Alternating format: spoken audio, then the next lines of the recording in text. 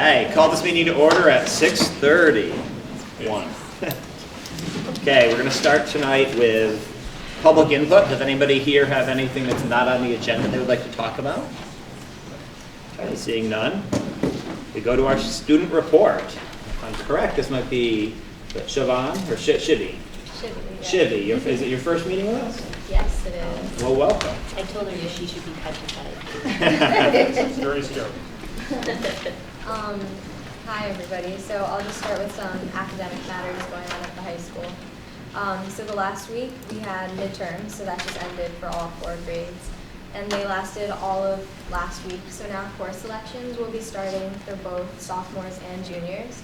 AP options are opening up as we go higher in our grades. So people will be choosing what courses they want to take next year. And third quarter is also starting. Along that same vein, SAT signups just happened and the SATs are in mid-March. AP enrollment is also starting in February for the AP exams, which will be held later in May.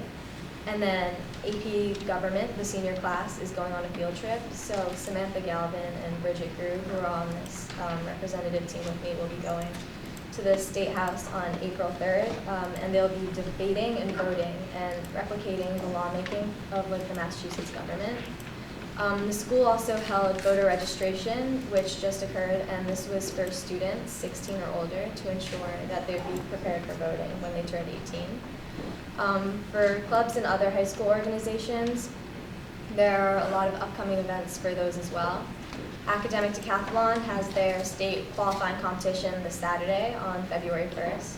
Mary Regan, Jacob Lavadier, Jimmy Mangraviti, and myself will be competing, and the competition will last all day and include categories like an interview and a speech competition.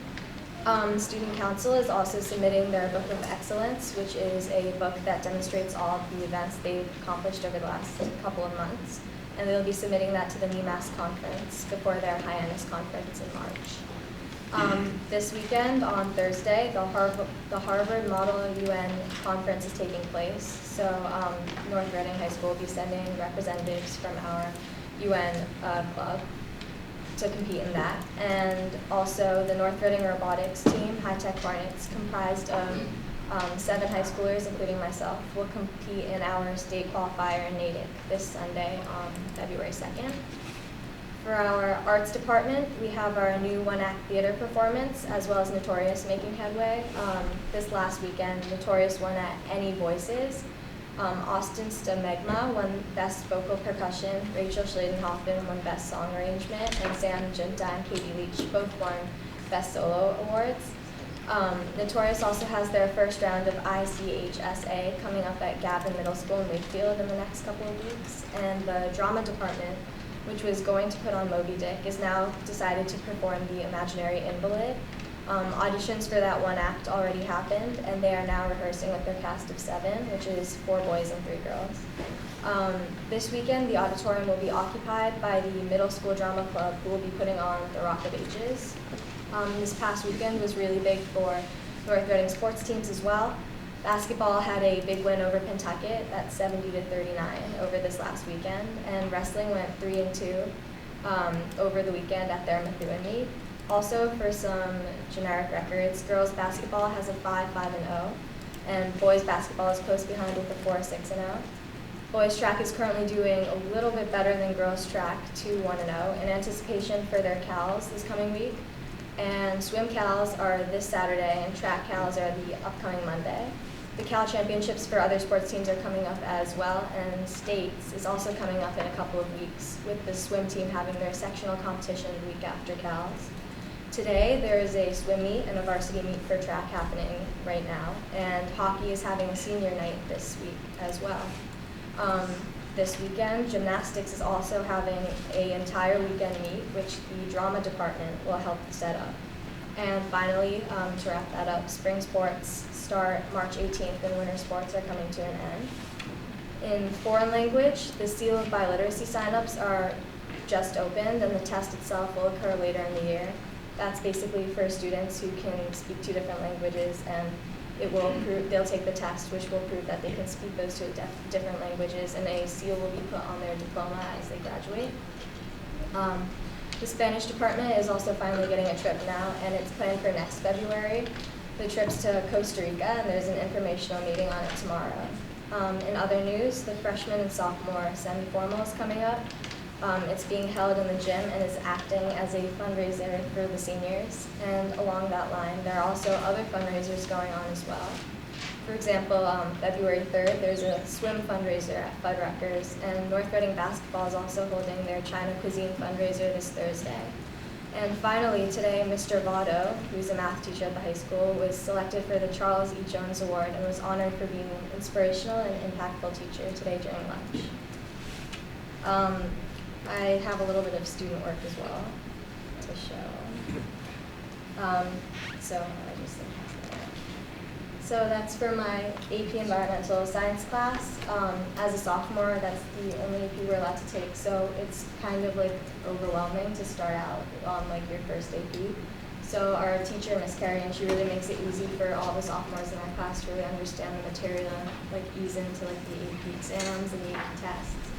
And so what we have there is it's a one-pager, which means essentially we have to condense all the information we've learned in one section into one piece of paper in order to kind of make sure that we're focusing on only like the important information. And we also have to, like the rubric, make sure that we have to use colors and so that we can really understand the information. The arrows that are connecting all the information are to make connections to current events as well as articles happening in real life right now. And that's kind of important for both the AP exam and tests because a lot of the AP tests are very applied and they're very practical. And so making connections is something that's really important for us to understand the information. Excellent. Anybody have any questions? How many sophomores are with you in the AP class? There's about like 17 sophomores and then, and there's 2 seniors and I think a junior as well. I thought that you guys would be intimidated by the seniors, but I bet they're intimidated by you guys. No, it sounds like nothing's really happening in North Reading these days. No, it's kind of quiet. Just a very, very good presentation, especially for your first time here, so thank you very much. Okay, great job, and you don't have to stay if you don't want to. Most people do leave at this point. Don't feel bad. Yeah, they stay the whole time. Okay, thank you very much. Okay, so moving on. As you can tell, we are at the Batchelder tonight, and so we're being hosted by Principal Colleen. So we have a presentation, I assume, tonight? We have some things to show off as well. I've been very impressed with the high school. Thank you for taking the time to share everything. She was the first one here, by the way. I just want to let you know. Ready to go. Welcome to the Batchelder School. Tonight is one of those nights that we always look forward to. We appreciate you getting out of your routine and taking a little time to come to the schools and get to meet with our students and learn a little bit of what they're doing at the elementary school level.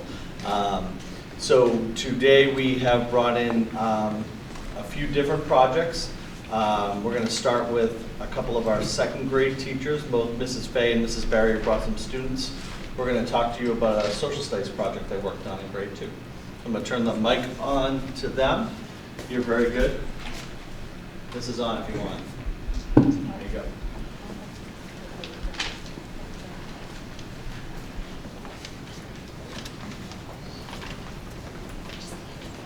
Are you going no mic?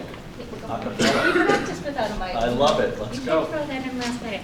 I'm Jennifer Berry, and this is Catherine Fay. We're second grade teachers here at the Batch. And recently, all 4 second grade classes completed a cross-curricular research project about landforms, and they'd like to tell you about it. Are you ready? Okay. Good evening. We are Taylor B., Lucas, Taylor R., and Colin. We are second graders at the Batchelder School, and we would like to tell you about a project we finished recently. In digital learning, we completed a project about landforms. We learned a bit about the different types of landforms in science. From our unit on pebble, sand, and silt, then we each got to choose a different landform to learn more about. Our teachers gave us an organizer to fill out about our landform, and we went to digital learning to do the research. We used a computer lab, and Miss Lindsay showed us some safe websites to use to find the information we needed. Sometimes we needed to use more than one website to find out everything we needed to know. Back in the classroom, our teachers helped us turn the information into paragraphs that the landforms were during writing time. We have been learning about expository writing, which is writing to give information about a topic. We had to try to focus on information that not everyone would know already. First, we needed to come up with an introduction. That's the part where you learn what the piece is all about. After that, we worked on the body of our piece. We created sentences for each of our facts about our landform. We practiced using sentence starters like amazingly, or you may be surprised to learn, to make our writing more interesting, instead of just listing facts. We also need to add conclusion sentences to our writing, to sum up what we've written about. Then back in digital learning, we used an app called Seesaw to put the project together. We needed to create a page for each detailed sentence as well as a title page. Each page we needed to have a picture too, so we had to learn how to find pictures on the internet and then put them into each page of the project. For our title page, we either photographed pictures from the journal of our life of ourselves or inputted a picture from the web. The final step was to add some to our presentations. We used the Seesaw app to record ourselves reading each page of the presentation, and then we were finished. Please enjoy looking at some of our completed projects. Excellent job.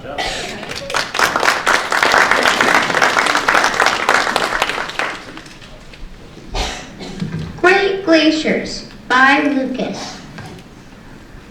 Glaciers are giant blocks of ice. Without a doubt, glaciers are very interesting. Amazingly, glaciers are found in every continent but Australia. You will be shocked to learn that alpine glaciers are found in the mountains. Can you imagine that icebergs are glacier bits? As new snow falls, some flakes melt. Cold temperatures turn the melted snow to ice. Layers of ice build up. They press together to make a glacier. Clearly, glaciers are very interesting to learn about.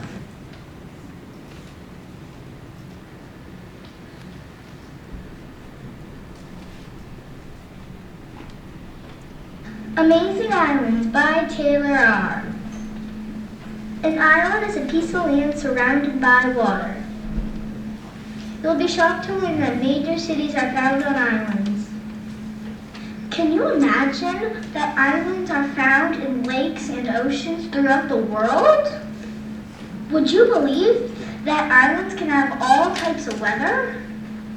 It is hard to believe, but islands often have plants and animals that are not found anywhere else.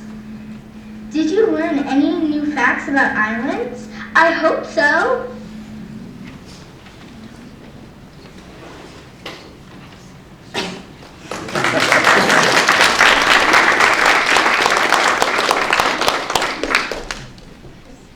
Were those all independent projects, or did they work with partners? They were independent. Nice job. Good job. And your public speaking is excellent. I could hear you all the way in the back. Yep. Good job. Any questions for our friends?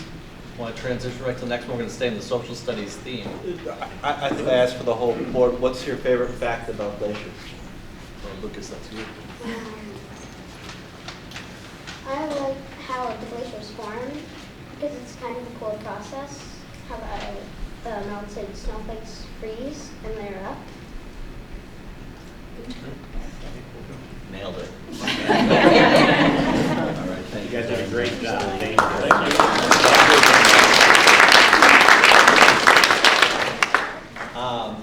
We then doing a lot of work with our social studies and then working with our writing and the digital learning piece, which is so important. Chris Lindsay's the digital learning teacher here at the Batchelder School. She's the woman behind the curtain. But over the past few years, she's come and showcased some of the work.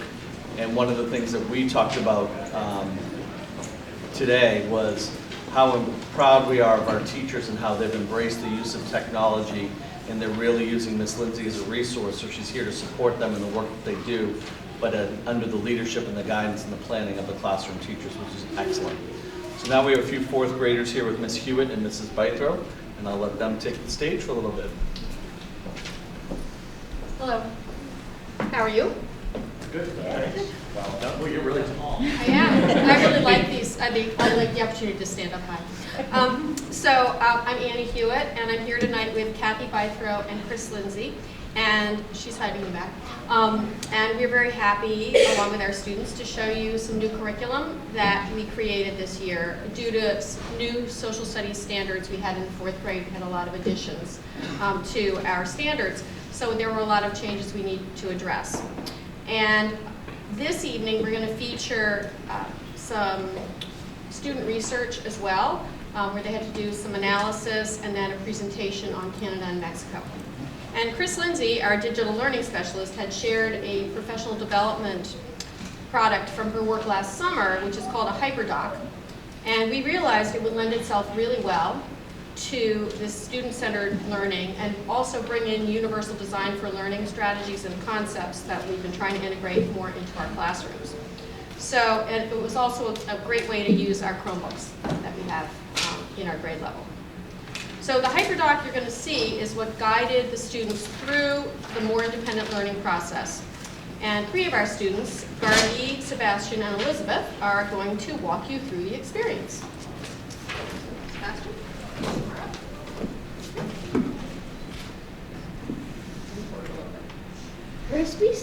First we saw short videos introducing Canada and Mexico using our Chromebooks.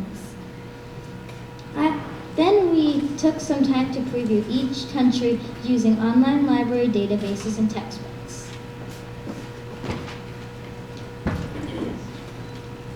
After we chose a country, we explained the reasons for our choices on an app called Padlet. Our classmates could respond to our choices too. You can see them here.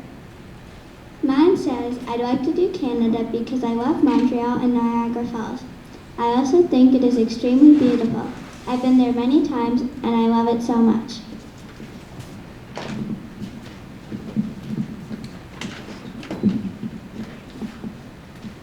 My Padlet says, I'd like to do Canada because I think more people speak English. I'd also like to do Canada because it has Niagara Falls and it has so many beautiful animals, many islands, and nature is my thing.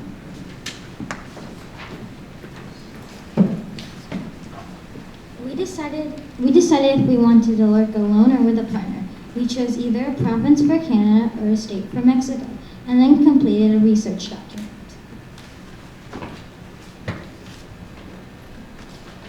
Once this was done, we created a slide for our class Google slideshow. All the 4th graders presented their slide to their classmates so we could learn from each other. You can see our work here.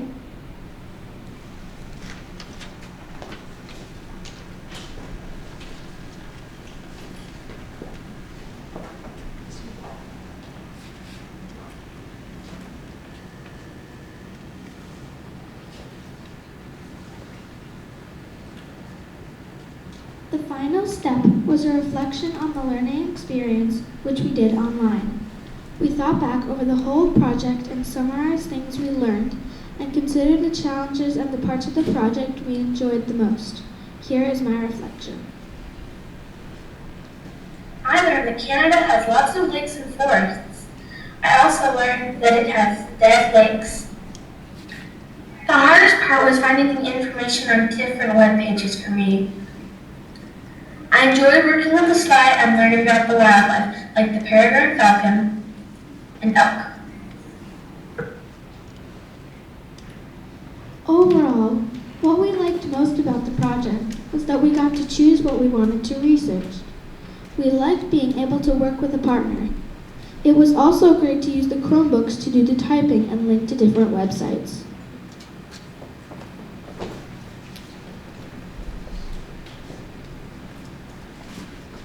With this project, the students were able to take increased responsibility for their topic, research, and learning.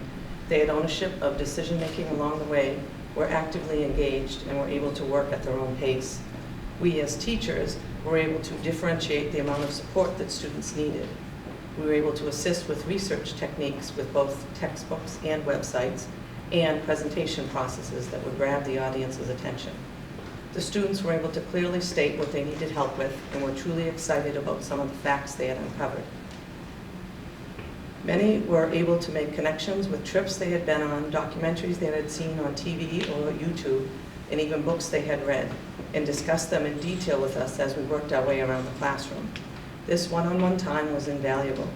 The process as a whole built self-confidence in their abilities and presentation skills for their slideshow debut, as was witnessed tonight. All students had the opportunity to have their voices heard. The learners and the educators were very happy with this new approach that incorporated many UDL strategies. Not only did we meet the standards, but it also allowed individual students to express their own interests and styles using technology without losing the human connection.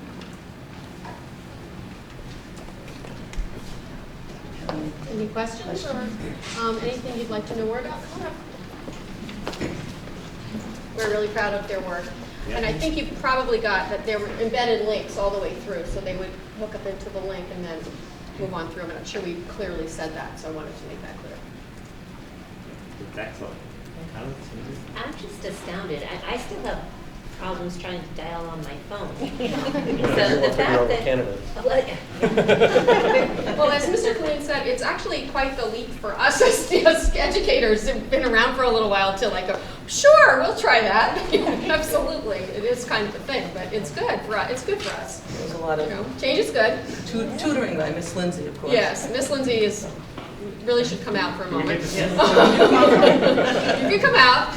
But she's fabulous. We love her. I've been here a few times, She tags us along with her new ventures. She was really invaluable. Can I ask a question just on the app work, on the presentation, your reflection, Elizabeth? It looked to me, were you at the school or did you do that at home? You were at the home on yours, at the school? I was at school. Oh, okay. Yeah, we I couldn't figure out where you were. I was looking at little windows, like the rest of them I could see them. The back hall, we open the door and there's a little back hall there that's quiet. Were you in there? Yes. Yeah. Nice job. Yeah. All right. Some of them have people behind them. We picked one that didn't have people behind them. Oh, pretty cool. Which states and provinces did you guys do? Each of you? I chose Quebec, Canada. I chose Ontario.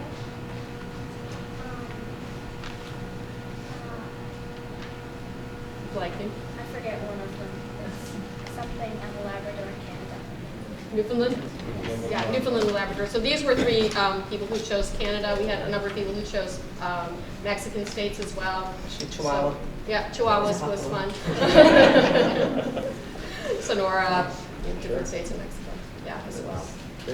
And it made a nice connection in with the next topic that we studied, which was into the Mexican piece of it, into the Mayan culture. That was the second thing that we were studying, so it made a really nice segue into that.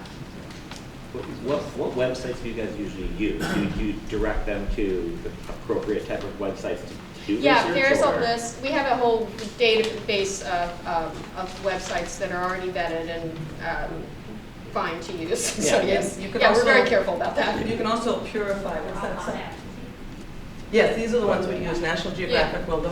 Those are the main ones, but then as far as videos go, you can do what's called purify out the advertisements and things like that. if you want to just show it without the ads. It's a lot of prep work. We probably did 10 hours of work, and then we'd come in and double check with each of us. Chris Lindsay. Yeah, all three of us. So it was quite a bit, yeah. But it was really good. It was worth it to see them. Really worth it to see them do it. Yeah. It also gave us time one-on-one when not standing in front of the classroom, lecturing for the 45 minutes. Yeah, we could go and check and see how you were doing, what's going on, what's your question. And did they collaborate on the app itself, on the programs, or were they working? They had, they made their decisions about what they wanted to which country they wanted to study on their own, and then they decided if they wanted to work by themselves or in a partnership. And most kids chose a partnership, but some didn't. Yep. And then, as a partnership, they decided which state or province they wanted to do. And then they did the research together and created the presentation together. Excellent. You guys did a great job.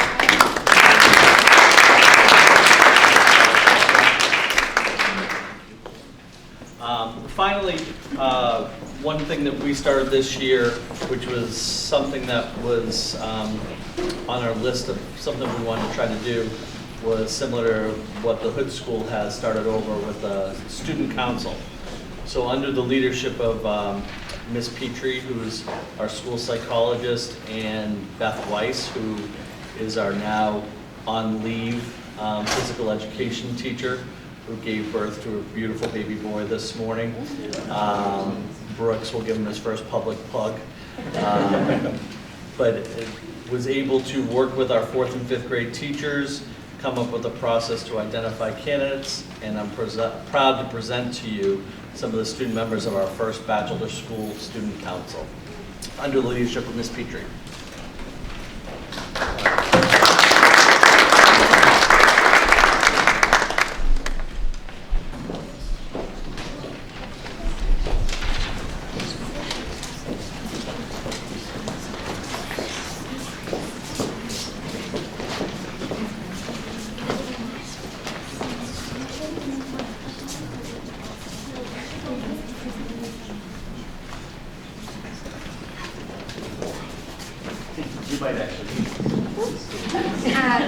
Good evening, everyone, and thank you for coming. My name is Christina Petrie, and I am one of the leaders of the Student Council here at the Batchelder School. It is an honor to introduce to you the 4th and 5th grade students to you as not only members, but also as our future leaders. They will speak to you tonight about the mission of our Student Council, the character trait that our school is highlighting this month at our Spotlight Assembly, which just so happens to be leadership. And they will also introduce their first school-wide service project that they will be facilitating as a student council. So without further ado, guys, it's time to shine. We'll take our student council group right up here.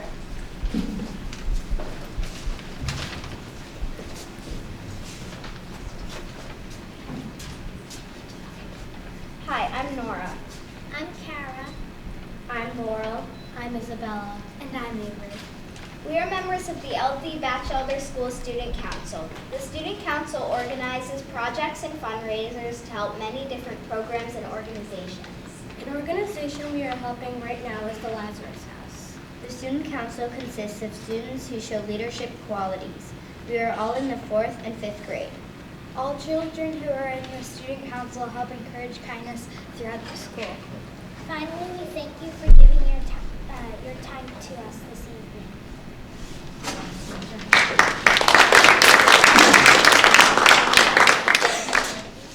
Leadership group. Hi, I'm Harry. Hi, I'm Garvey. And we are the Student Council. This month, our spotlight trait is leadership. Being a leader is being respectful. This means don't talk when others are talking and open up to others' ideas. Here are some tips on how to be a leader. Do the right thing even when no one is watching. Include others and set a good example for other people. Show that you care and be kind. Thank you.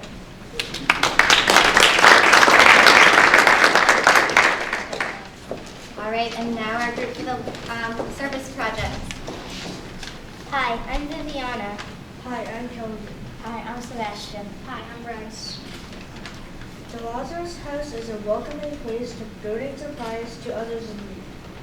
The Lazarus House is constantly helping families and individuals with their shelter, food pantry, and their school.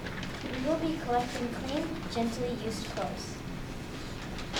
Hey, do you want to build a snowman? Yes. The Student Council is in charge of building a snowman in the front lobby for how many clothes we collect. The more items we all donate, the bigger and more decorated our snowman will be. So we ask you, do you want to build a snowman? Thank you.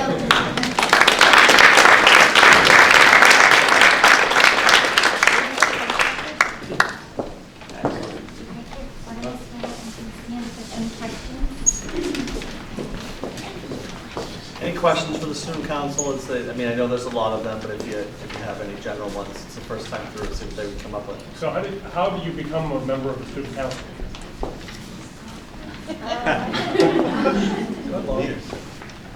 Well, we go like before school or after school, and we fill out an application, and then 5 random teachers, we don't know who they are, they pick their like top 5, and then they all agree on their favorites. If you're in it in the 4th grade, does that mean you're in it in the 5th grade as well? No. No? Okay, it's year over year. Yeah, every year. And that was the first year, like that was probably some of the greatest conversations we had as adults on how to bring the student council to the level of what we were comfortable with the first year. So they had to attend a meeting before or after school. That was mandatory that they came to one of those meetings. They had to fill out an application that talked a lot about specific things that they thought were important to be part of the student council. And then they were vetted and appointed for the year. Did I forget anything else with that process? I think Laurel did an excellent job. I don't think they picked their favorites. I think they picked I wanted to clarify that. We like you very much, but I would never say you're all my favorites. Can't go consensus. Yes, right. How did you determine the number on the students? So we chose 2 students from each 4th and 5th grade classroom. So we felt that that would give us a fair representation of student ideas. And a manageable number. And so every student that was interested or applied, we will look to tap into them for some of the different projects that we're going to do over the course of the year to keep them involved, because that's what you want, you know, as far as that. But if you got too big of a group, we would have a hard time getting a lot of things done. So I think it's a great idea. I think one nice thing about these presentations is that we see what different schools are doing. So it's nice when you see, you know, one school likes something another school does, and they kind of incorporate it. So it's good. Flattery is a Great compliment. Yes. And the Hood School and Mrs. Sherman and who's the other advisor? I can't remember. But she's been serving as the point person, and Miss Petrie, just kind of getting us through, even with some contacts and different things like that. So it's. Thank you guys for coming tonight. Nice job.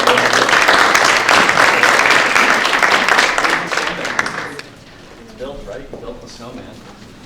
It's not done? That's not your job? So you'll see our snowman on Twitter, just so you can follow along as how many pieces we collect. Just to remind you that the Batchelder School website is a good, hopefully useful piece of information. We have kindergarten orientation tomorrow going on district-wide. We also have our Fine Arts Night the first week of February. And that's it. So glad that they were able to come and showcase with me. And thank you for your attention and how quickly our audience leaves. So I apologize. I would like to add before you leave, I just want to say I appreciate everything that you have been doing this year. I know that you've picked up a great deal with Dr. Daly taking over superintendent. There's been a void to fill, and so I just want to say I really appreciate all that you've done to step up to make sure that everything moves smoothly, so thank you. It is truly my pleasure and privilege to be able to do so. So I thank you for the opportunity and anything. So thank you. So, okay, let's cheer. Okay. Another presentation where we don't be made to look stupid. Okay, we have a proposal, the North Reading High School cheerleading trip.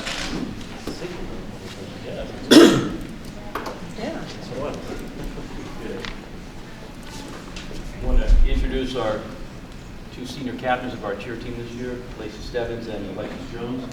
They've done a great job leading this team to a championship.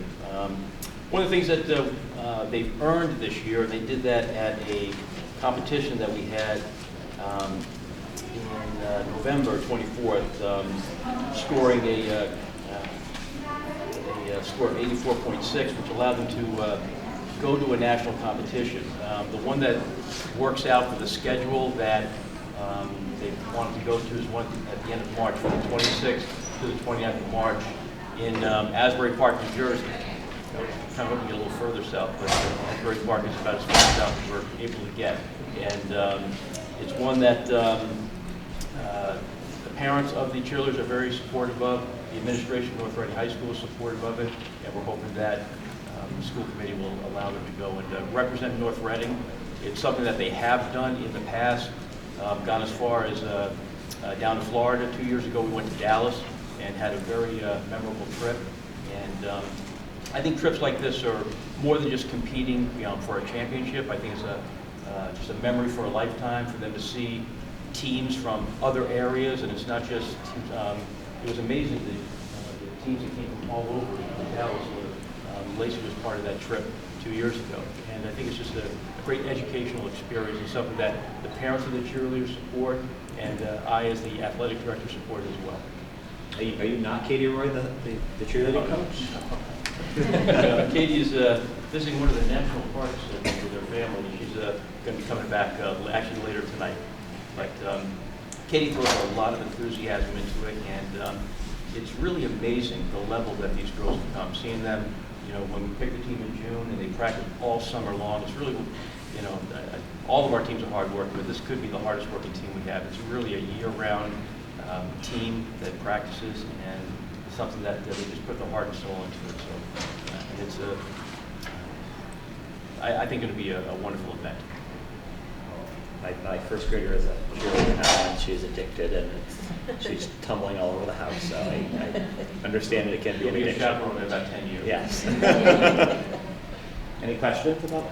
How do you get down there? Fly or drive? No, we take the train down to the New York, New Jersey area, and then getting on a bus at the Metro Park, and taking that all the way down to Asbury Park. We'll be leaving after school on Thursday, getting there later Thursday night, checking in. There's a practice on Friday, and then the competition, I believe, is on Saturday, and then returning Sunday. And how many is on the team? We have 15 people on the team. I'm sorry? 15. 15? That's And we'll have 3 chaperones. Are you guys co-ed or? Yes, it's a Okay, co-ed you did team have- this year. We have a freshman boy joining the team this year, and he's done a wonderful job. Yeah. Okay. Thank you. I mean, anybody have any other questions? I know we're passing around some basic information here as well. I think it's a great program. I agree. I think it's good to be able to travel, and so why not? Congratulations on what you've qualified for already. So, if there's no other questions, can I have a motion to approve the trip? I move to approve the North Reading High School cheerleading team trip to New Jersey from March 27th to the 29th. I'll second that. Any other discussion or questions? Just to clarify, they actually leave on the 26th. Yeah, that's really on that. Okay. Yeah, the 26th. So we'll amend it to the 26th here? Yes. Perfect. All those in favor? Aye. Opposed? Unanimous. Thank you very much. Appreciate it. Thank you, guys.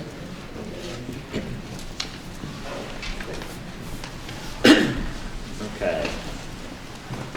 One thing I like about this committee is we never have any continuing business. We tend to take care of it in one meeting each time.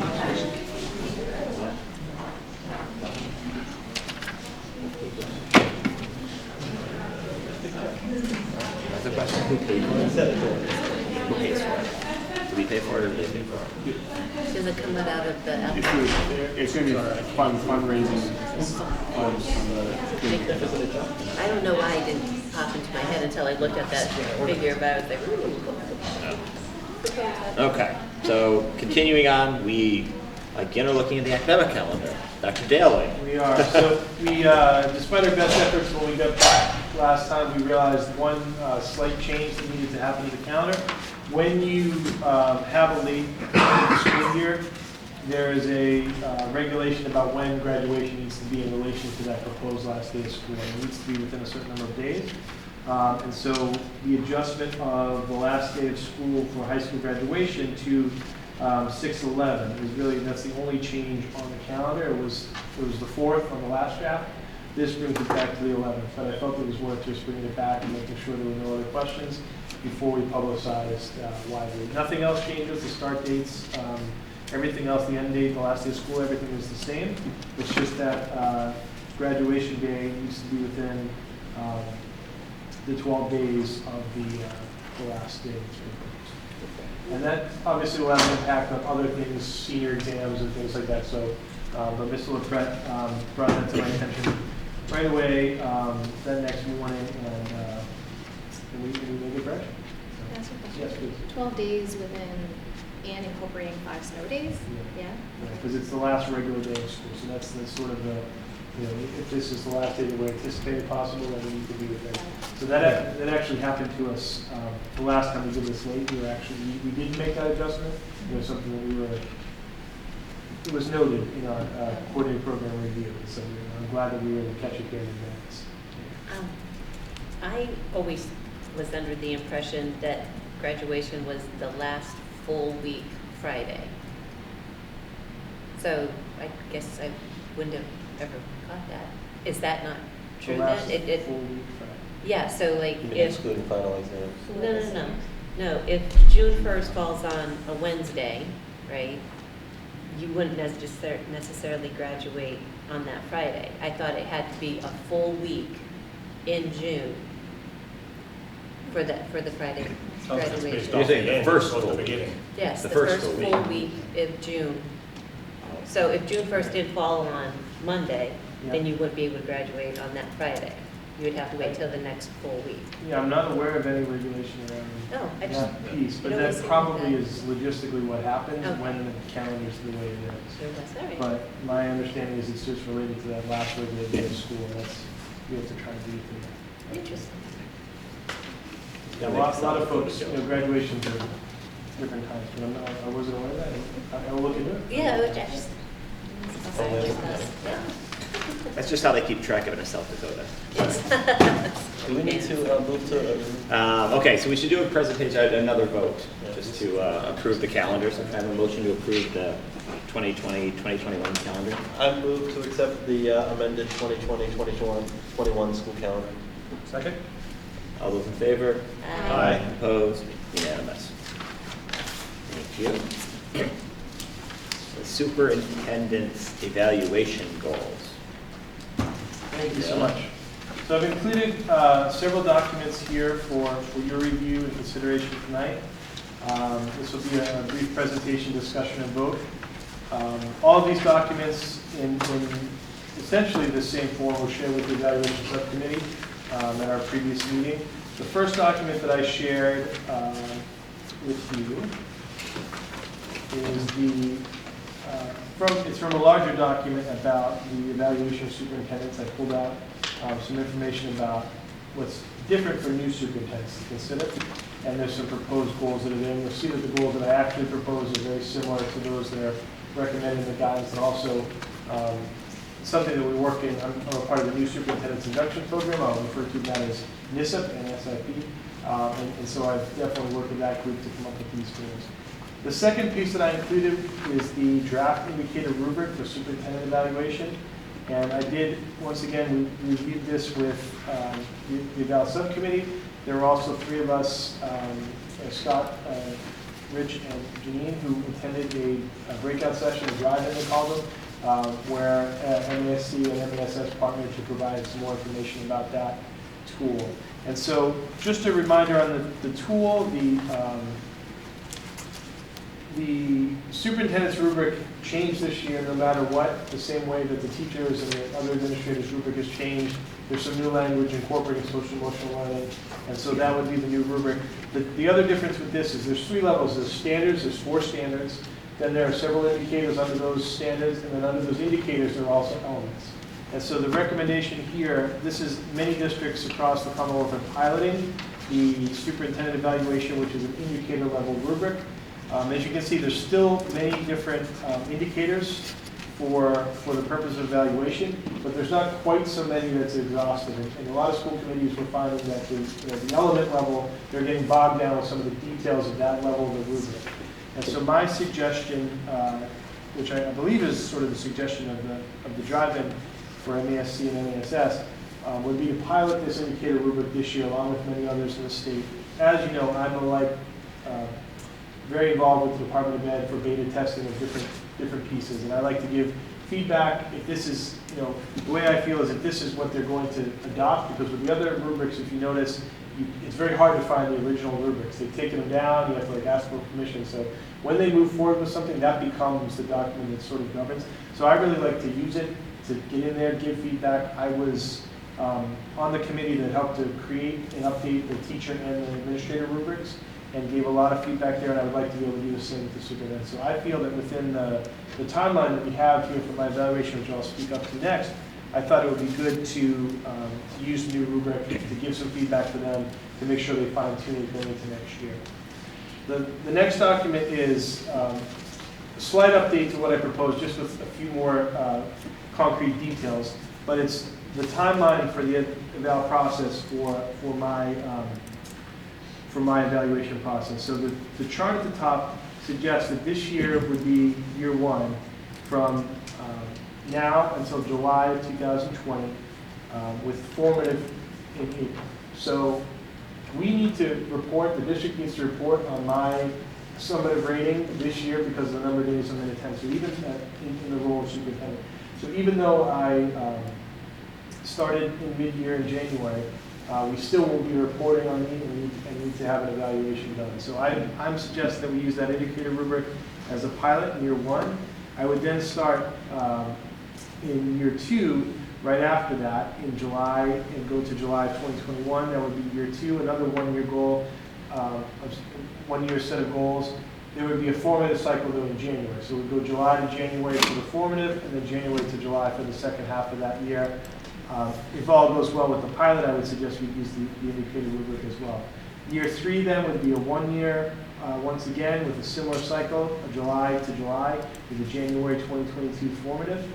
And then after that, as is recommended, the superintendent after 3 successful years, if I'm extended, I would go on to a 2-year plan, which is the goal, I believe, of this system for all educators, is to really get on a 2-year plan to set 2-year goals, and for this to not be an exhaustive process of goal setting, but an ongoing continuous improvement cycle. So that's my recommendation. The timeline that I was suggesting for year one, because there is a lot to do, but as you see when we get into the goals themselves, I've aligned those with things that I'm doing for, like I mentioned, the new superintendent's induction program, and also for my entry plan and my entry presentations as well. So tonight would be the presenting of the plan. If those goals are the presentation was to the subcommittee on January 9th. Tonight is the goals for public approval on January 27th. I would then suggest in late April that I would submit to you my formative evidence for review. May 4th meeting is the one that I am suggesting at this time, is when I receive formative feedback, which would be in a public session. I would then, we would then need to submit the evidence to you in early July, and we would schedule a meeting in the summer for me to receive summative feedback, because that needs to be done in a public session as well. So it'll be a slightly different, I know we haven't necessarily had a July meeting in the past. I'm not sure if there was one in recent years, but that would be something we would schedule. We usually schedule one over the summer, is my understanding, so that might just be there. And I do need to do that in July because we have to submit those summative ratings, but usually it's around like August 4th, 5th, that first Friday in August, and so we need to get those pieces of data in to the person who submits that by that time. So that's the suggestion at this time for that piece. The one note about the evidence, I'm going to try to model and practice what I preach to everyone. So the metaphor that they use is, it's not the wheelbarrow, right? So the evidence that's provided is not a huge binder like this. It's not a stack of artifacts. And so what I'm going to share with you will look a lot like what I've been asking teachers to do for many years. So there will be less possibly copies of agendas and things like that, but more living artifacts. I'm going to try and do things digital. I can always do prints for things that we want, but I'm going to try and have some interactive hyperlinks and videos, and similar to what we saw tonight, and some of those pieces that I can share out with you. So you don't necessarily need to come to my office to view the binder. It might be more of a shared binder.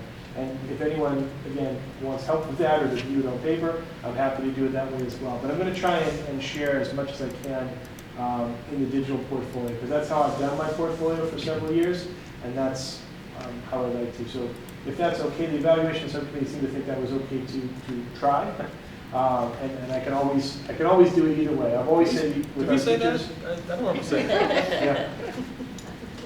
I'm sorry? I said, do we say that? I don't remember saying. Oh yes, we did. Maybe we did. But I've always said that there's excellent paper portfolios, there's excellent digital. I'm always trying to learn some of the new tools and try to use those tools as well. So the year one goals and year two goals, these are in general terms here. I thought maybe if I just went into the actual goals, it might be easier at this time. And I thought I would just share them in general terms, so you've all had a chance to review them. Is that sufficient, Scott? Sure.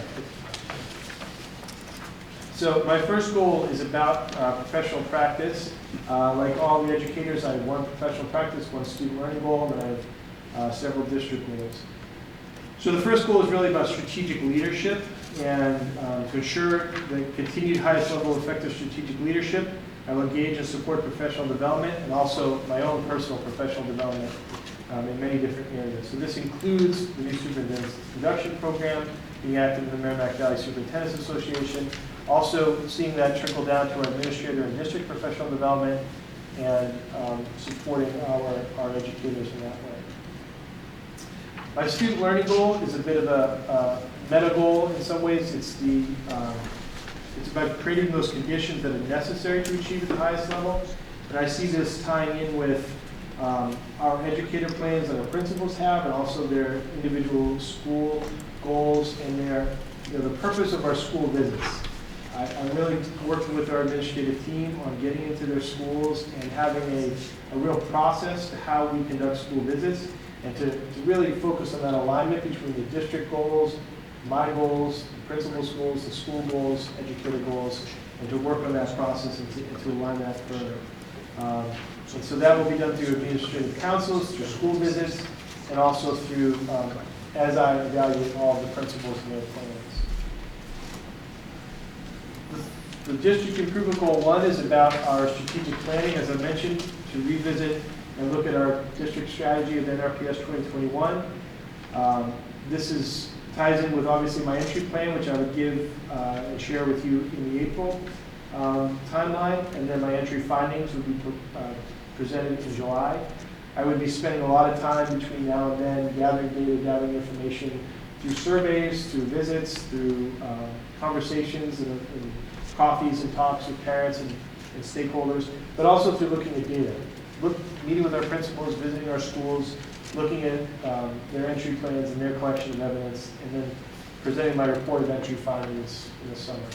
And the timeline of that would also work well for us as our summer retreat, leading into, so that I have the foundation for our summer retreat, which is in that first week of August.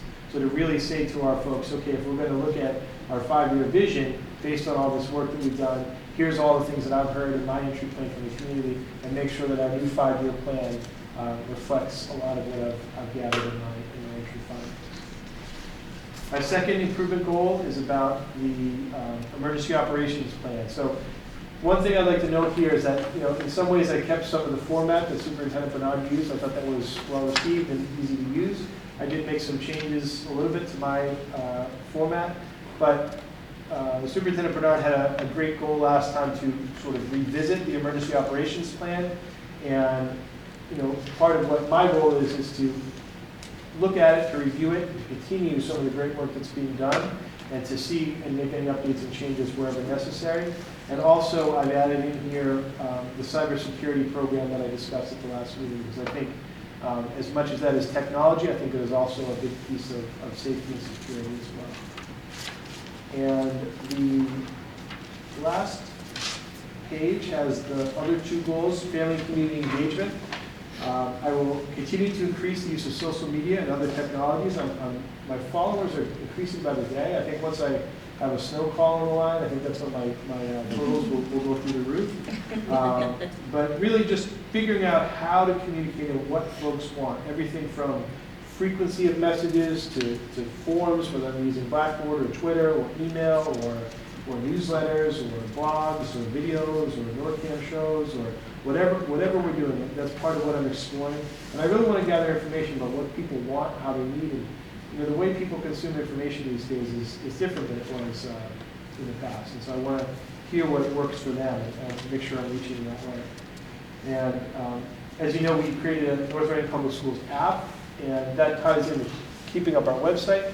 So I definitely have that as a part of my goal to make sure that's up to date and it's functioning and working exactly how folks would like it to work. So that whole process of how we gather information in the district, how it's disseminated, because I know that we are constantly pushing out.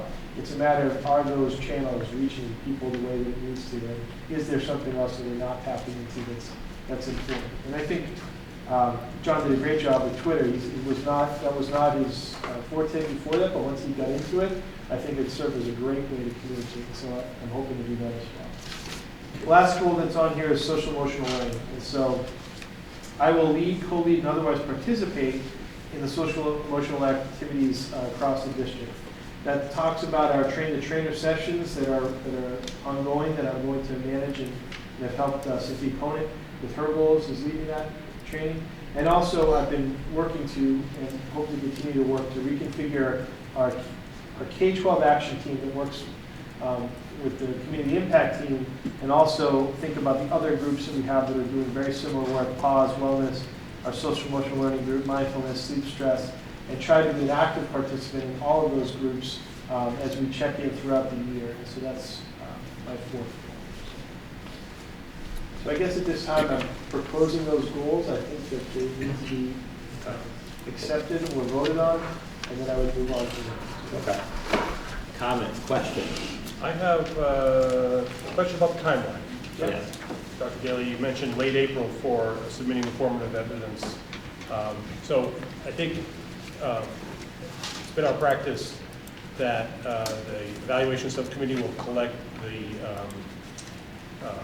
feedback, including the formative feedback, and prepare it to present to the committee at the next meeting, which is May 4th.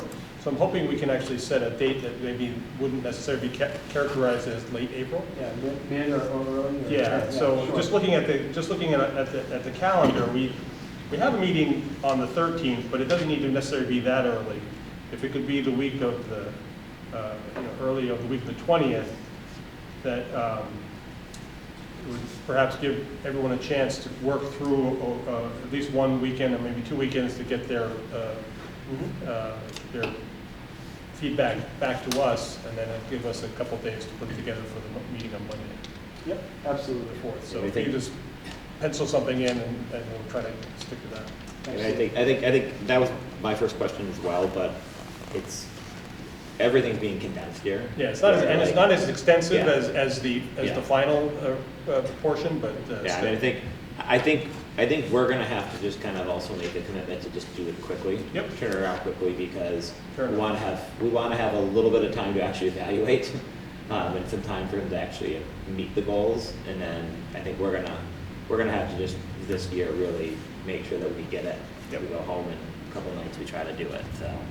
And it feels like the meeting on the 13th we can tee it all up and just remind everybody the process and when you'll have, what your expectation is at that point for when you're going to release the documents. Sure, absolutely. And let me clarify also, when I said about sharing them, my plan would be similar to the way I've done in the past. I would share things sort of as we go as well. I would continue to share things at meetings and then also in the folder. So that vehicle for transferring the documents, I would share that fairly soon. Great. So it's not like, even if we say mid-April, it's not like everything's going to be in there for the first time there. So you might be able to even start looking at some things along the way.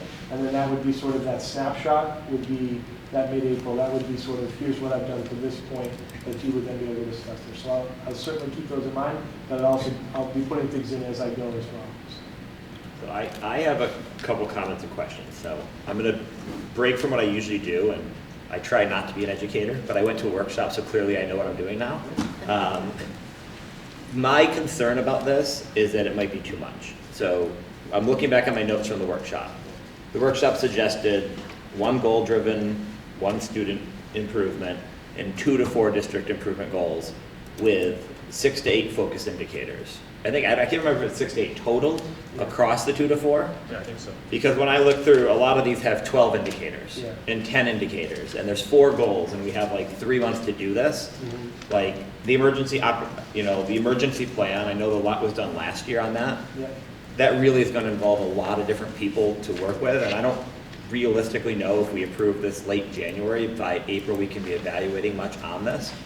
I personally, and again, if you push back, I'd probably defer to you, but I personally wonder if this is a little bit too much for year 1, because if the standards were supposed to be 2 to 4 with 6 to 8 focus indicators, I mean, the first goal has 10 indicators, the second goal has 12 indicators. I mean, I know we have to hit on all of them, and there's going to be more than one there, but I wonder if the first one should be a little bit less daunting.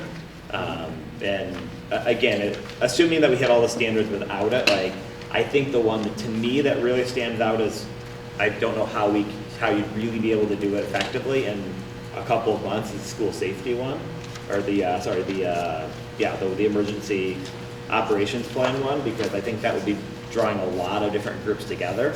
And so that would be my concern of it, is, are we doing too much? Because I think the whole point of that presentation the workshop we went to together was, we're doing too much, we're putting too much on the school committee, there's too many things that we're trying to evaluate on, and I wonder if if this plan still keeps that, and if it should be kind of narrowed down a little bit, because especially if we're only going to do it for a few months, if we try it a little bit, maybe dumbed down, where, again, that's just my thought, I don't know what other people think. Mr. Buckley, can I comment on that? Of course. You know, at first glance, you're right. There's a lot of goals in here. I can completely see how you can look at this and think it would be an unfair thing to ask Dr. Daly to present evidence for so many different initiatives. But I think he's gone about this in a very clever way, where the goals for the vast majority of these are, he's kind of taking advantage of what he has to do to get caught up to full speed at the district level, and forming his goals around that. So these are on the path that I think he's going to be taking anyway, building the relationships with his administrative team, and really the one that sticks out is the one that you just pointed out. But apart from that, I think they're all very well chosen goals for the time frame that he has to show them in. And then, not to speak for Dr. Daly, but on that particular one, on the emergency operations plan, this is the one that in our subcommittee meeting he presented the most concrete ideas for. We're kind of fleshing it out. So I have full confidence that he'll be able to meet these goals and to really progress in the way that we'd like to see. Yeah, I mean, I just remember from the emergency operation plan that there was a lot of, like, the fire and the police and everybody was all involved in it. And I just wonder if that should be something for a full year, not a shortened year. But so that would be my only suggestion, is that maybe the number of indicators is reduced. And again, I don't really want to send it back. I'd like to get something tonight, because I think we sort of have to get something tonight. So maybe we do it, but for the future, maybe like fewer indicators on these. And I personally actually think we should maybe only do 3 district improvement goals. I just, again, if you want to do it, that's fine. I mean, but I just wonder if you're going to be able to effectively do anything with the emergency operations plan without, because I wouldn't want to be presenting anything in public on the emergency operations plan without police and fire and everybody being included in that, and any changes that are made in that plan. So if I could just suggest, I appreciate that. So yeah. The number of goals is very similar to what I've always done, and you know, these are things that I'm doing. So I meet with the emergency operations team, like the meeting on Friday, that group. The main focus of that goal is not about the EOPS plan as it was with John. The main focus for me is more the cybersecurity piece of it, and the EOPS is just a review and really making sure that I'm now looking at it through the lens as a superintendent. I was involved in that group, you know, as an assistant superintendent, but it's really about that piece. I do appreciate what you're saying about, because there's a tendency to have, you know, I'm doing all these things. This is what I say to my teachers all the time, right? Just because you're doing everything doesn't mean it needs to be your goal. And that's what I think the message is from the school. And as far as the number of indicators, I can easily reduce what they are. I did it similar to what John and others have done in the past, where there are many, many indicators, and it sort of covers everything. I could do that differently. I could easily kind of update that for you as I come back with, you know, even though these are the indicators that are covered by this goal, these are the more focused indicators. But I didn't set it up that way. I did it so that just about all the indicators, and part of the reason I did that was because I still wasn't sure whether folks were comfortable moving from the elements to the indicators. So I wanted to show you that there's still a lot covered. I didn't want it to be too drastic a change from all the elements that like John done But to what I was doing to that I was level. going to say, the point of all that, though, is to reduce the number of, not just ailments, Yeah. but also reduce the number of indicators. Yeah, so what I I could don't think it do, would be inappropriate to do that. Yeah. Again, sort of what you're comfortable with.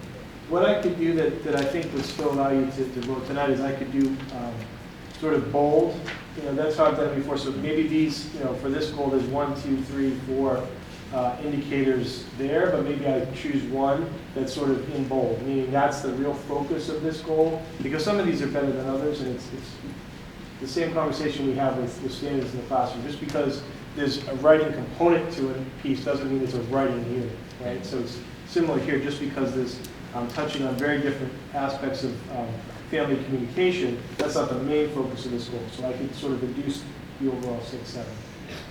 Which I'm more than happy to do, because I do think that is the purpose of it, is the focus. So. Yeah. And again, what we do for the next few months is one thing, which is I want it more like while we're talking about it for the future, I just think, I think it would be better to narrow down a little bit and really say this is the focus of this one, what I'm really trying to emphasize in this. And so, again, just my thoughts on it. I mean, I defer to the subcommittee on most of it, but yeah. I mean, otherwise, the goals look good. The only other comment I had on that was the meeting regularly with the schools, making sure you're in the schools. I think that's one of the things I think is most important. I mean, I would just say from the blue ribbon ceremony this morning, 2 of my kids were like, "Oh, it was nice to see who the superintendent was," and like they both were like commenting on that. They're like, "Oh, we got to meet the superintendent today," and I do think that's a big important part of the next few months is really a lot of face time in the schools and really having the students get used to who you are. And even though they're elementary students, it does matter to them. I mean, they always knew Mr. Bernard, and I thought that was a good thing that he did. It is very important. I will say this as well, though, that this is part of what I'm sharing with the folks. When I visit the schools, for those school visits, I do need to be visible. Yeah. But my job when I'm there is not, it's not my time with the kids. It's my time to watch the principals interacting with teachers. That's really what my job is in those situations. And so that is a part of the school, is being visible, but it's also the strategic way of giving the principals feedback on how they're bringing along teaching and learning. Because that's my time to be in there to observe them as well. So that's really what I'm focusing on in the goal, Yeah. but I completely agree that the visibility is a big piece of being a new superintendent. Yeah, I had 2 things I wanted to say. One is on the topic of piloting the program of using the indicator rubric as opposed to the element rubric. And one of the things that I think Dr. Daly's done a great job of throughout his time at North Reading has really been to push us to pilot things, to push us to be at the front of new trends coming out. And as a teacher, I can say, he's right, having so many elements can really create kind of like a quagmire where you get bogged down in all the little things and you can lose sight of the big picture. The indicator is not too big of a picture, but it really lets you focus on what are the most important things, are those getting done, are those getting done well? And I would agree that that's the better tool for using it. So if the state's going to allow us to try that out, I think it's an improvement for how we evaluate it. I think the state is putting some nice language on what they're basically saying is this is how we're going to be doing it. So well, we're fortunate that there are changes that improvement. Yeah, exactly. The other comment was a question for you, Dr. Daly. In District Improvement Goal 3, which is on social media, and I see the way you've worded it, but it leads me to wonder, is there a way in the district that we can measure what percentage of families are in touch when things get blasted? I know we have Twitter followers and emails, but is there a way to be aware that there's 10% of families that aren't getting these things or that sort of thing, just so we can figure out how much it improves? I can definitely look into that measurement piece. That's exactly what I say for feedback when my teachers have a sort of a social media goal as well. So there are different metrics to measure that. I'm not sure if you're also speaking about something like Blackboard messages or things like that. Those tell me exactly who received it, what that. I have those statistics as well. But that's part of what I'm going to try and gather through some of my entry time data too, is how many folks are seeing that as a preferred way of getting. I mean, even things like communication on all of our school sites, you can't see it that's not the main page, but you can subscribe to the website. And so that really was our intended mode of communication. So when we put up something on the bulletin board, you would get those updates by, Sean's going to put it up there, yeah, so this notify me section. So trying to see how many people actually do that and what it looks like, and is that the way, and that way I think people are getting, and if you don't want to get all of the different community bulletin board updates, you could sort of opt into those, as opposed to things that I believe are essential communications from the superintendent's office. And so I want to get some feedback from the field a little bit to see that as well. And included in that, I would ask some questions about social media and following on Twitter, and how many of you get that, email, blogs, what are the different preferred communications. So I can certainly look at some metrics to measure that as well. This may be different from that, but just to piggyback on that, like, I know that I have 3 kids in the same elementary school. All 3 teachers communicate in different ways. Some is class dojo, some is something else, and it's like, it's a little confusing when you have 3 different apps and 3 different ways for the same school. Yeah. And I mean, again, and I know there's a lot of different apps out there and teachers are going to do their own thing, but just from a parent, I would just say it's hard sometimes because I'm like, okay, wait, well, they're not on dojo, they're on this other one, and it's like to try to keep up with it would be nice if there was some consistency, at least in the same school amongst them, but. It's not really, for me, it's not the consistency. It's more so like you get one app that is so amazing that you feel like you're part of the experience with your child, and then when you don't have it, it's you kind of wish you did, right? So use that. Yeah. That'd be great to get feedback on it. Talk to Ms. Boudreau. Yeah, great. Well, so many of those are so cutting edge that we're just learning about them now. We're also making sure that they meet our privacy standards. I mean, those are some of the apps that teachers are going out and starting to use, and we're still trying to keep up and make sure that we understand what everyone's doing. But I completely agree that is to come up with sort of at least a menu to say this is parents love this app, and that's where we can do a better job of collecting that feedback from parents about what worked well. Similar to what I'm doing, we can do that with every classroom and get that information. And that's key. So I'll bring that up as well with our digital learning team. This up here, has this ever been sent out to parents to say, like, if you want to opt into any of this is how you would do it? It has? Yeah, it has, but I think we can just do a better job. Yeah, I didn't know, unless I went on a website to navigate, I didn't know it existed. It's actually a great way for people to opt in on things that they might not be aware even exist in a lot of ways. Yes. Yeah, we talk about it at school committee meetings. It's the same with the calendar. Yeah. I'll hear all the time, we're going to do the district. Well, it's right on the website too, but we just have to get folks to see it in place. So I constantly, as an assistant superintendent, would put things on the website and constantly direct people back to say, don't forget, it's right here, and just show people where it is, because there's so much information there. But if you don't know how to find it, if it's not, so just making sure people know how to use the tool. Mr. Klein, as a principal, do you have shared that out with parents as well? Not lately, no. Not lately, okay. It's one of those embedded tools to the point, I would even say, like, we talk about it administratively every once in a while. So when I post something, I'll do it live in there, and I'm always checking to see how it looks or whatever. But then even then, when I go live, I have to hit something that releases it out through that to notify everybody. So it is an underutilized part of our website for everything from the different schools to the different offices. The community bulletin board was a big one that we really pushed because we felt like the school's the best vehicle to get to some of our most popular constituents and students as far as what's available in the town. And we felt like we were always, Superintendent Burrow, Dr. Daly is already like putting things out to all families, like to make you aware. And this was really one of those things to circumvent the emails, to reduce the amount of emails from schools, to use this community bulletin board part where it went through there, and then if you were interested in those, you'd get that push. But to be safe and good neighbors to the people who are working with our kids, we end up pushing most of those the same. And then that's where every once in a while you get a feedback of, stop emailing me, like as far as that goes. So this gives the reader a little a la carte option. So I will continue to work on that and push that out. Michael did a great suggestion, make some short tutorial videos for folks too, because that's always helpful. So I could then show they the can calendar shows. opt out and into things. Exactly. I didn't even know that existed. Yeah, and I didn't, it's funny, I've been pushing this for years in North Reading, and then I didn't do it in my own town, and when I did it, all of a sudden, I'm like, oh, now I know when trash is not being collected in this town. And it's a great tool to be able to do. And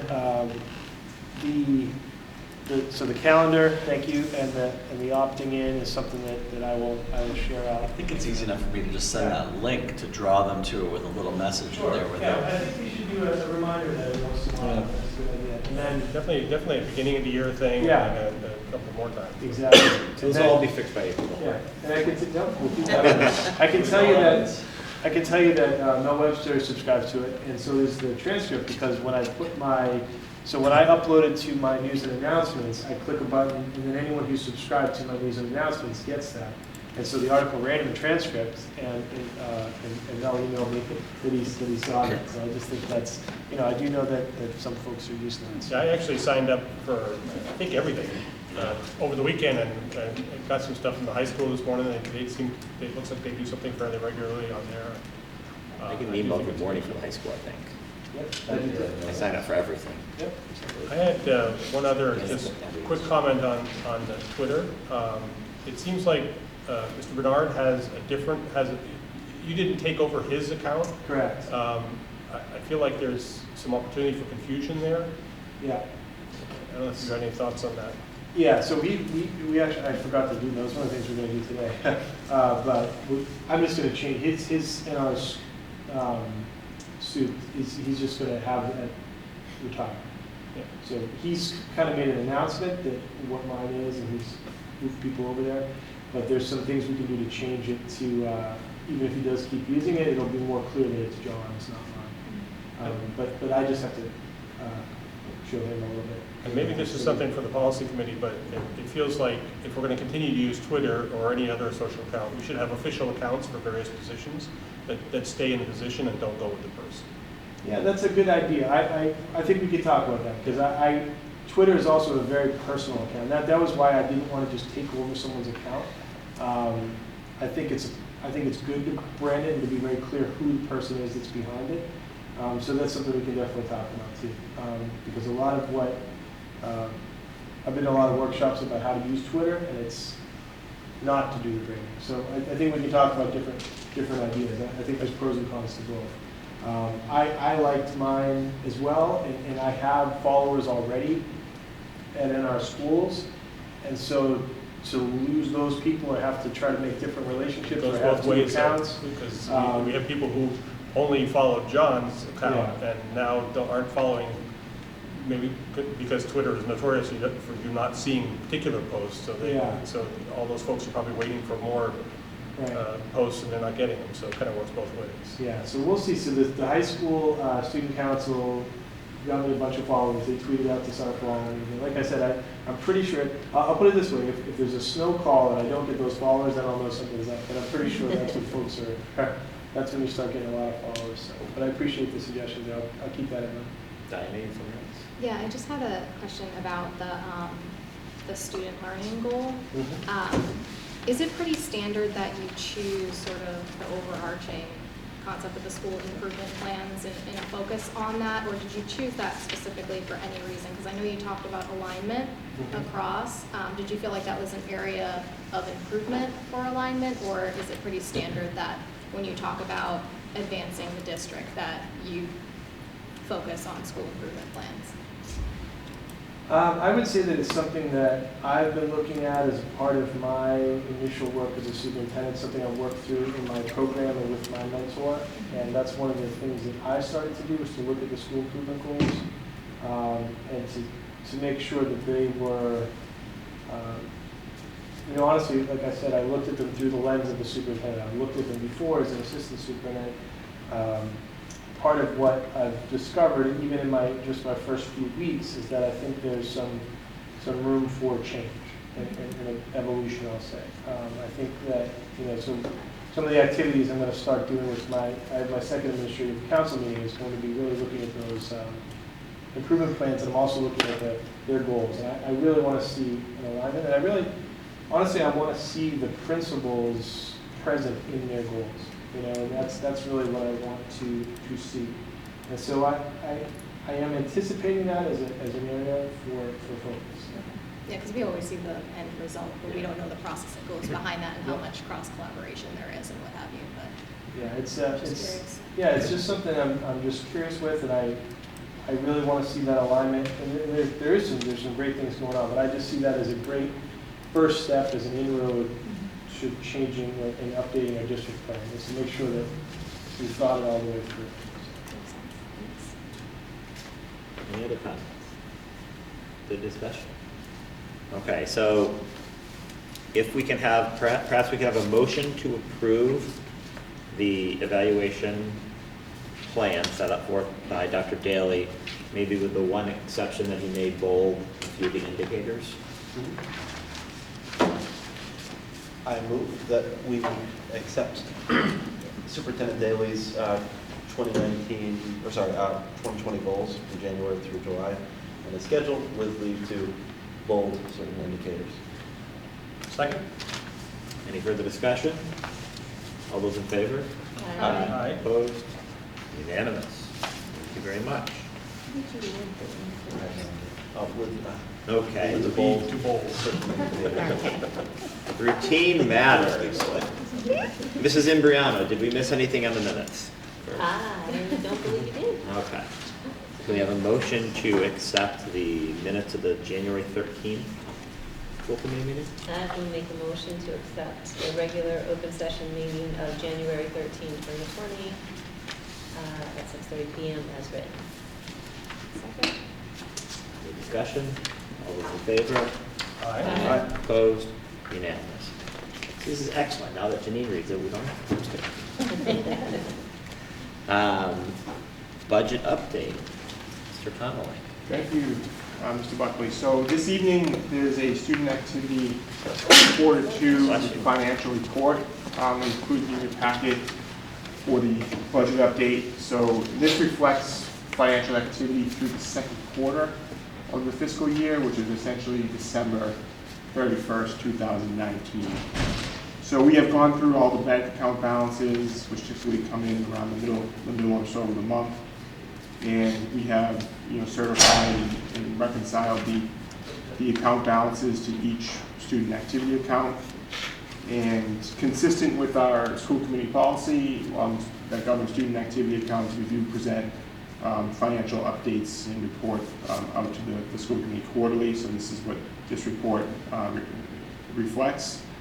Along with the reconciled quarterly account balances for the end of Quarter 2, we are including the active sub-accounts for both the middle school and the high school, which have sub-account activity. And there's a report that includes those sub-account balances, again, as of December 31st, 2019. So you can kind of review some of the account balances, but I think we're certainly continuing to abide by the policies and the procedures. We kind of undertook an internal audit at the end of last year, which was assisted by the town treasurer. That audit went very well. That took place over the summer, early fall, which was auditing 2019 activity. The fiscal year 2020 activity is, just so you are aware, is due to be audited by an independent CPA audit firm. So this is the year that we will have that CPA audit. Once every 3 years is the requirement. So that audit will take place sort of early summer, probably the July, August timeframe, even probably be completed in the early fall.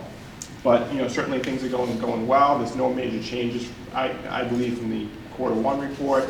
The only thing you will note is that the Masters, I will make a note, the Masters account certainly is much higher than it was in Quarter 1. That's reflected on a lot of their fundraising activity. They had did very well. Their December show did very well, and their financial activity that they're doing to certainly pay for the cost of the upcoming Disney trip. So that's kind of why you're seeing it being higher than usual at this time. A lot of those funds will be spent this spring. Any questions on the report? Question? All right? We don't need to accept this, right? No, it's just for your information. The last thing I will just say on the budget update is the governor released his budget last week, and I think it's certainly good news that the governor's budget is certainly consistent with supporting the Student Opportunities Act that was released earlier in the year. So the governor has seemed to certainly fully fund that major educational initiative of increasing funding towards education. And that is in the form of mainly through the Chapter 70 state aid formula, also through the circuit breaker account that helps fund and reimburse districts for special education costs, and as well as an increase in accelerated reimbursement for charter school costs as well for those districts. So, I think it's certainly good news. I think that will certainly be supported by the Senate and the House as that moves through the process. But I think it was a good first step in the state budget process, some of the governor's budget that was released. Thank you very much. Okay, Dr. Dale, any staffing update? I do. I've included it in the superintendent's report, so can I just present it at that time? Sure, of course. Bids and donations? Just the one, right? Mr. Chairman, I move that the school committee vote to accept with gratitude a donation of $2,308 from the E. Ethel Little School PTO to be used towards Lego kits at the little school. Second. Okay, any discussion? All those in favor? Aye. Opposed? Unanimous. Thank you very much. Subcommittee updates. Looks like there were none since the last committee, unless somebody else has one. Short week. Okay. Subcommittee schedule. I guess I'll read these out. Substance Abuse Coalition meets February 25th at 10 a.m. at the North Reading Police Station for NRPS. We are in discussions. It's actually part of one of my goals is maybe to move some of those meetings back to the school to get some more school personnel involved. Okay. The NORCAM Board of Directors meeting at February 27th at 7 p.m. at the NORCAM office, assuming they have a quorum. Right, Rob? Right. Finance Planning Team will meet January 31st at 8:15 a.m. Superintendent's Conference Room. Athletic Subcommittee, February 26th at 12:30 p.m. in the Superintendent's Conference Room. Fine Arts Subcommittee, February 26th at 2:30 p.m. in the Superintendent's Conference Room. Administrative report, Dr. Dale.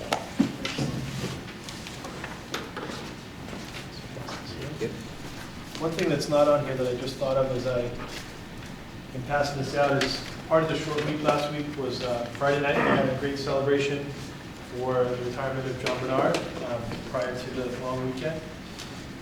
It was a wonderful event that was attended by many folks to do a great tribute for the great work John's done for us. We had some other great celebrations today. At the E.F. Little School, we had our Blue Ribbon School Award this morning, the ceremony. Governor Baker was in attendance. Representative Brad Jones, Senator Bruce Tarr, all of the little school folks. I spoke, Superintendent Bernard, Mr. Buckley spoke. It was a wonderful ceremony, and we're very, very proud of all of our schools, but this is a really a great day to celebrate the great work done at the little school today. We also had a ceremony today that celebrated the Charles E. Jones Award. As I mentioned at our last meeting, Michael Votto was a 2019 recipient, and there was a very nice ceremony at 11:45 at North Reading Middle School, High School, right outside of Charles E. Jones Way. It was a wonderful, very moving ceremony. Claudia was there, and she spoke. A lot of friends and family of Charlie Jones were there, and it was just a wonderful moment. This was, I think, a perfect choice for the award for year one. I think others in attendance certainly agree. I know some of you were there as well today. What did Mr. Votto come as? What has he been before the school committee with? He's part of groups, right? Is it the outdoor group? He does a lot of the trips with Adventure Club. Adventure Club. Yeah, ski trips. I forgot which one it was. Yeah. Which was certainly. And he was also part of the. Was he also part of the presentation, the high school presentation last night? Was there? Yeah. Yep, he was there a few weeks ago with that too. he is a tremendous educator. We're very lucky to have him. He also runs a mindfulness session that both John and Michael's been a few times as well, for staff and students after school. It's really pretty neat. He's a fantastic educator and a good embodiment of this award. I think that if I may. Yeah, please. I think the award, it feels like it will become a pretty special thing. I mean, I think it already is a pretty special thing, but a long time sort of teed up to become a really nice tradition. And I hope it does. I do as well. I think it's certainly set up that way. I know that there's certainly talk about the continuation and what the future looks like. I know that Michael's been working very closely with Claudia as well on the next steps. So our staffing report, we've hired the Batchelder School, Dana Carey is a general paraprofessional for full-day kindergarten, Olivia Kroll, special education paraprofessional, Sandra Sestito is a general paraprofessional. At the Hood School, Lynn Hannon is a special education paraprofessional. The middle school, Amy Lucia, special ed paraprofessional. Cassidy Sullivan is a special education paraprofessional. At the high school, Kelly Olson as a special education teacher. So I believe the last report you received was on September 9, 2019. And so that brings us up to date with the new numbers. Can I go back to the Charles Jones Award for 1 second? Sure. I just wonder if there going to be a plaque or something that keeps the list of all of them? Because if this was the first one, so that like you can kind of see year over year. There's been some discussion about that. I don't know that we've made any definitive decisions on that at this time, but I think that was something that had been discussed. It was a beautiful award today, really nice. Saw the award. It was beautiful. So I do think that may be something that's in consideration. Thank you. The last part I had was this is town-owned land that's for sale. I think it's just something that we share out. There is an upcoming meeting, so if there is an interest by the committee, we would probably need to do more with this and have a meeting to sort of figure out what we're going to do. But my thought was at this time just to share more information on it for you to see. Like a school committee lounge in one of these places. Just an idea. Do these change from year to year? Or are some of them reoccurring?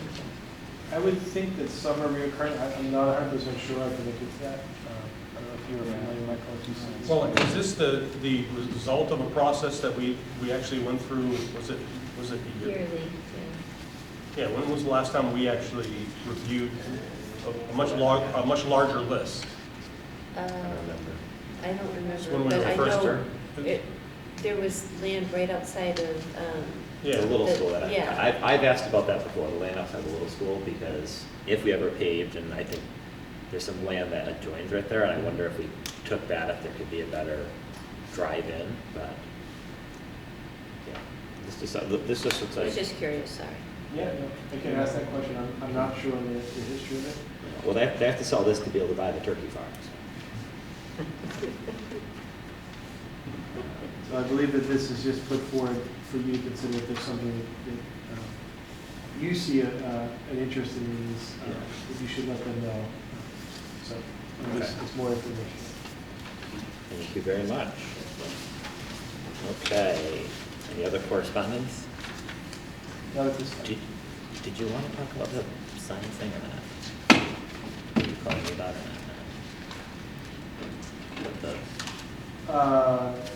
Sure. Yeah, no, that's fine. I don't know. No, that's a good idea. I consider. I hadn't heard anything back, but I will share. I did speak to the chair of the school committee about participating in. The district applied for what is the commissioner's deeper learning initiative, and he selected several districts we did not qualify for the next round of deeper learning initiatives. There was a very small number of districts, and most of them were much larger districts that were initiated. I applied for us to explore XR, which is sort of augmented and virtual reality in greater depth. So it's an area I'm very excited about. Dr. Downs is very excited about it, and we had a meeting very recently about that. So we're going to keep we're going to keep learning more about it, but our proposal wasn't fully funded. But because we applied for that, we were on the short list of districts that they wrote back to about being a part of a pilot for a different kind of assessment for MCAS in the future. And so they're starting with the social studies, which has not yet been decided upon. So that's something they're looking at. But they're also looking at some changes with doing science for grades 5 and 8.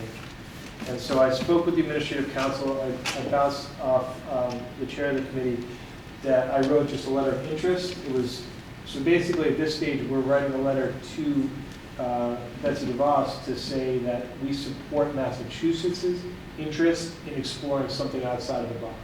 So essentially what this would be is instead of just another standardized test with multiple choice, to have something a little more interactive that's much more in line with what we're actually doing in the classroom. So for science, it would be some kind of computerized lab experiments, design, things that that our students are interested in. And we've spoken to our science leaders. I know I personally went down and spoke to our middle school science leader, Laura Bowers. She was very excited, and her first reaction was just, this would be so much more in line with what we're actually teaching. So just that idea of something being aligned. I think our science scores are very good, and I think that's one of the things that I think we might consider is if it ain't broke, don't fix it kind of in that way. But I also think that when we look at different ways of testing and assessments, the state is usually very protective of those and holding harmless anyone that tries something out. So what this proposal would be a 50% is what they're saying at the state. 50% of the test would be the traditional test that all of the students would take, and then the other part of the test would be something a little bit different. So we still have scores, still have comparisons. Again, we haven't committed to anything yet other than just we are supporting the state in exploring something different. I think we all agree that testing has its place, but that we'd like to see something a little bit different, and we don't want to just see more tests. We don't want to see another social studies test that looks just like English, so it looks just like, we don't want to have more and more and more days of testing. So if there's ways to do a little bit of what they need and then something that's a little bit outside the box, I think we support the commission. So we did express that. Thank you. I think that is good to share. If we hear back and there's more, I did write in there the line that it said pending school committee approval. So we would bring forward that to you folks with a presentation about what that would look like. And whether it's I personally wouldn't really support one school at 5th grade doing it, not the others. It would probably be all of our 5th grade or not. But I don't know whether we could say try just 8th grade and not 5th, or just 5th and not 8th. I'm not sure yet. But more information to follow. So I just submitted that in 20 seconds. So thank you, Mr. Miller. Okay. Sorry, I didn't want to put you on the spot, but I just thought it was useful to bring up. Absolutely. Okay. Future business. On February 10th at 6:30 p.m., we have a school committee meeting back at the Distance Learning Lab. March 2nd, we also have a meeting, again at the Distance Learning Lab. And that is it. So unless anybody else has any other topics, I'll entertain a motion to adjourn. All those in favor? Aye. Opposed? Unanimous. Thank you, everyone. I meant to ask you beforehand if you were okay.